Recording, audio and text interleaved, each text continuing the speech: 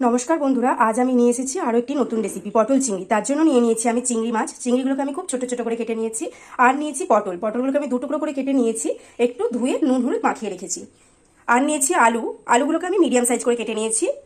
আর নিয়েছি 2টো পেঁয়াজ, রসুন, আদা, একটু কাঁচা লঙ্কা, একটু টমেটো, ক্যাপসিকাম, চিনি, গরম মশলা, লঙ্কা গুঁড়ো, হলুদ গুঁড়ো, সরিষার তেল।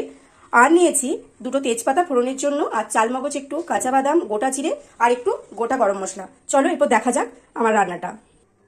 দেখো, আমি একদিকে তেল বসিয়ে দিয়েছিলাম, তো তেলটা গরম হয়ে গেছে। এর মধ্যে দিয়ে দেবো আমি পটলগুলো। আর একদিকে আমি ততক্ষণে পেঁয়াজটাকে খুব ছোট ছোট করে কুচিয়ে নিয়েছিলাম, আর ক্যাপসিকামটাকে ছোট ছোট করে কুচিয়ে নিয়েছি। এরপর আমি তেলের মধ্যে দিয়ে দেবো পটলগুলোকে খুব বেশি ভাজবো না, তো অল্প ভাজবো। আমি ততক্ষণে আলুগুলোকে ভালো করে ধুয়ে নিয়েছি, নিয়ে আমি অল্প নুন হলুদ মাখিয়ে নিয়েছি। চলো এরপর আমি মশলাটা বেটে নিই। তো প্রথমে আমি বেটে নেবো কাঁচা বাদাম আর চালমগজটাকে। এই দেখো, আমার বাটা হয়ে গেছে চালমগজ আর কাঁচা বাদামটা। এরপর আমি বেটে নেবো আদা রসুনটা নিয়ে নিলাম আমি। এরপর আমি আদাটাও দিয়ে দিলাম ওর মধ্যে। আর দিয়ে দেবো অল্প একটু গোটা জিরেটা, আর অল্প একটু রেখে দেবো আমি ফোড়নের জন্য।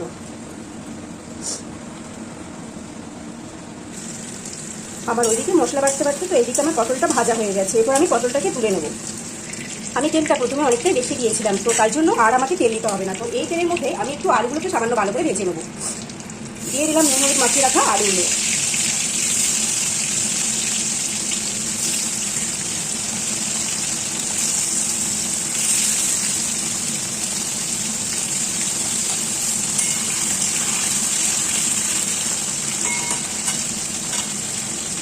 তো এরপর আমি আলুগুলোকে একটু ভেজে নেব। দেখো, আমার আলুগুলো ভাজা হয়ে গেছে, তো আমি আলুগুলোকে আর তুলবো না। তো এই আলুর মধ্যেই আমি দিয়ে দেবো চিংড়িটা।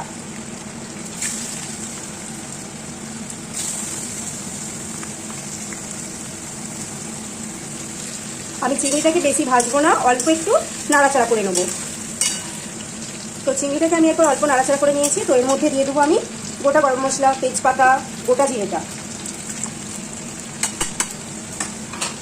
দিয়ে ফোড়নগুলোকে একটু আমি নাড়াচাড়া করে নেবো খুব ভালো করে, যাতে একটা সুন্দর গন্ধ ওঠে। তো গোটা গরম মশলা, তেজপাতা, গোটা জিরে এগুলোকে আমি একটু অল্প নাড়াচাড়া করে নিয়েছি। তো এরপর আমি দেবো এর মধ্যে ছোট ছোট করে কুচিয়ে রাখা পেঁয়াজগুলো একটু দিয়ে ভেজে নেবো সামান্য।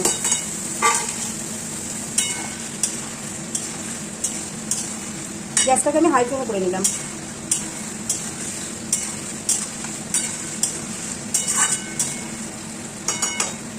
তো এরপর এর মধ্যে আমি দিয়ে দেবো আদা রসুন আর জিরে পেস্টটা। দেখো, দিয়ে দিলাম।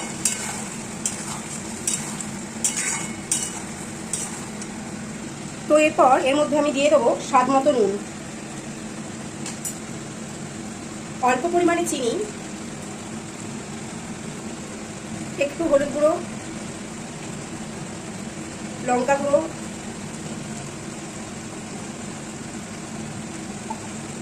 আরও একটু লঙ্কা গুঁড়ো দিয়ে দিলাম আমি।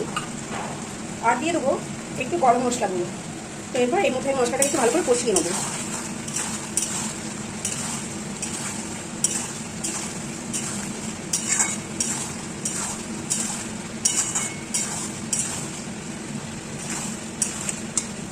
তো এরপর দিয়ে দেবো আমি টমেটো কুচিটা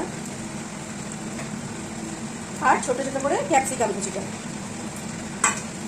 দিয়ে একটু ভালো করে নাড়াচাড়া করে নেবো আমি।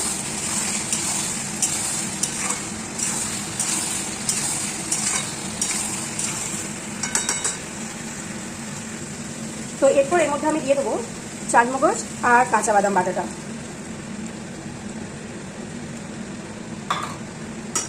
দিয়ে ভালো করে একটু কষিয়ে নেবো আমি।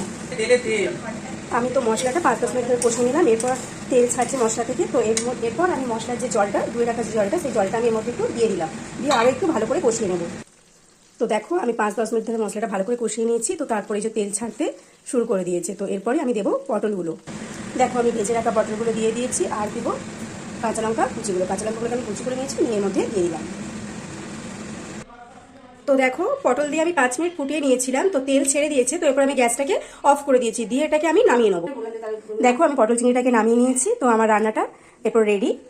তো যাদের আমার এই রান্নার রেসিপি খুব ভালো লাগছে, তারা প্লিজ আমার চ্যানেলটাকে সাবস্ক্রাইব করে দিও, আর লাইক, ফলো অ্যান্ড শেয়ার করে দিও। আজকের মতো এই রেসিপি এখানেই সমাপ্ত। তো পরবর্তী আবার অন্য কোনো রেসিপি নিয়ে আমার দেখা হবে তোমাদের সাথে।